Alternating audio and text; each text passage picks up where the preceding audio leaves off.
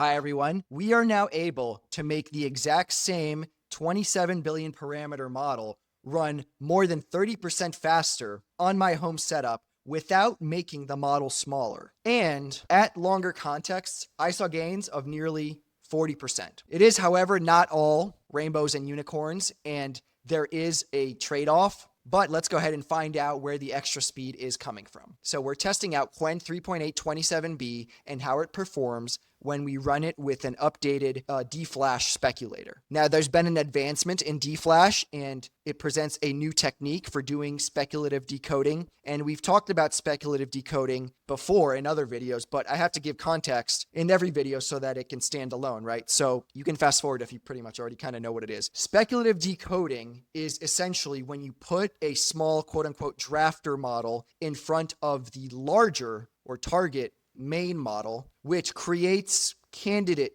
tokens that the larger model is then going to verify.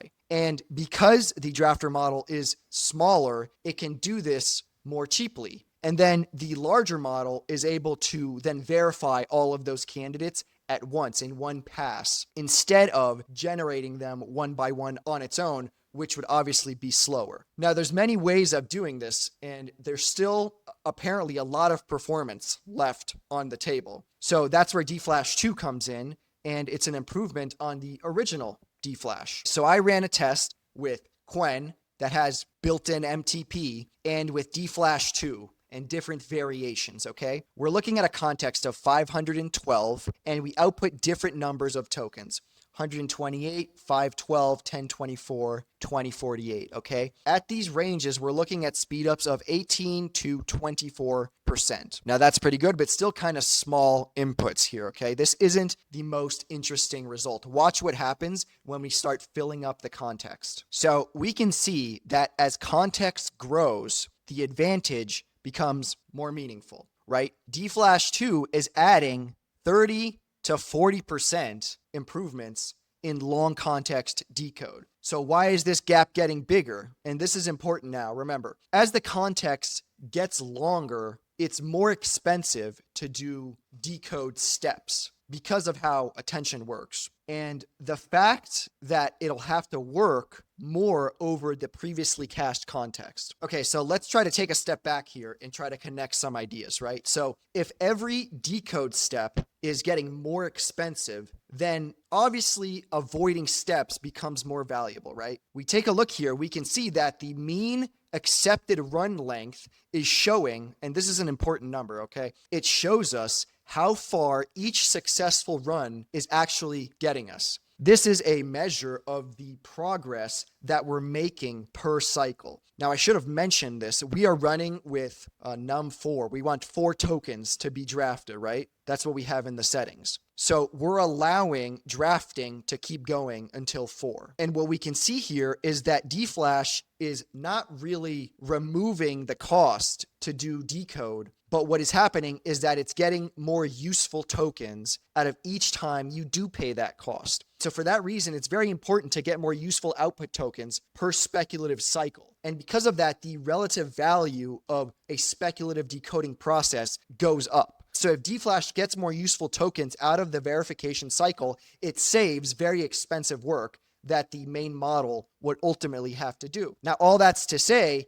that these cycles of verification are helping the thing advance several tokens, right? So you can see here that at 2.6 for MTP versus DFlash at 309, just using this one as an example, you need more cycles to get the same output length, okay? It's a 19% increase of tokens per successful speculative stretch. So if I had to compress this into one idea, the main takeaway for me is that DFlash2 is improving not only the draft quality, it is also improving the draft efficiency, okay? It guesses farther ahead correctly while keeping the drafting cheap enough that those extra tokens that it's accepting translate into higher throughput. But wait, alas, there is a bit of a catch, okay? And that's that you pay cost on prefill and time to first token. So this is me just sort of guessing, but at first look here, just having that drafter resident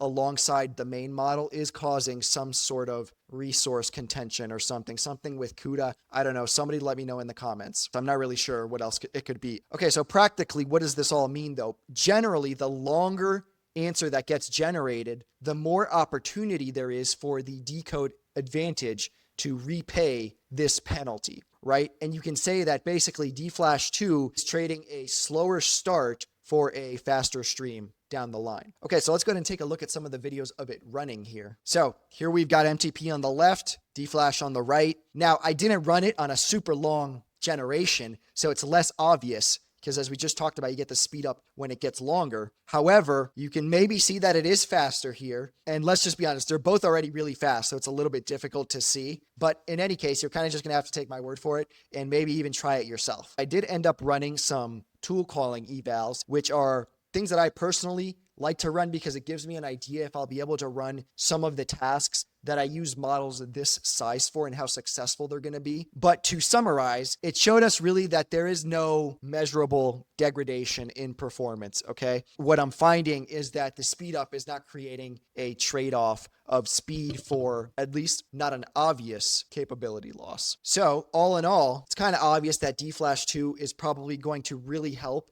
and be especially compelling for long context conversations, coding agents, and reasoning heavy output, things of that sort. Now, there's several other things we can try, and I may do some of them, but maybe you've done some of them. So please try it out if you haven't and let me know. You can fine tune things, and there's a lot of knobs you can turn. You can mess around with something like the spec draft p min flag, which can drastically change the acceptance rate. All of these tests kind of really depend on how aggressively you let the small drafter do its speculating. So I was swinging for 4 tokens and I had that flag at 0. So it's kind of blindly trying to draft all 4. And I did that sort of a stress test because you're making it sort of try to get all 4 without having a confidence cutoff. There's no early stop. And you can change it to find a sweet spot if you want, where you don't get as many bad responses, but you don't cut drafts too short either. So there's a lot of messing around and fine tuning you can do. Okay, so to wrap it up and conclude here, while these models are not as good as frontier models, they are getting fast and they're getting smarter. Okay.